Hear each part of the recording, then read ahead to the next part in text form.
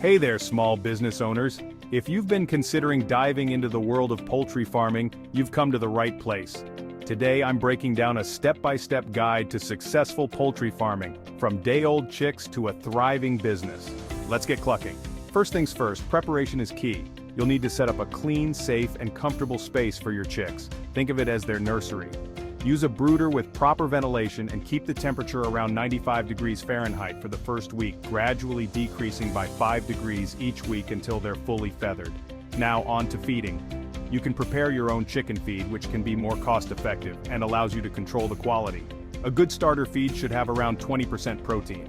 Mix ingredients like corn, soybean meal, fish meal, and a dash of vitamins and minerals. Remember, clean water is just as important as feed. Next up, vaccinations. This is crucial to prevent diseases. Common vaccinations include Marek's disease, Newcastle disease, and infectious bursal disease.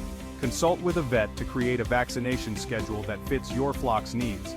As your chicks grow, they'll start laying eggs, usually around 18-20 weeks old. Ensure they have a comfortable nesting area with straw or wood shavings. Collect eggs frequently to keep them clean and ensure they don't get damaged.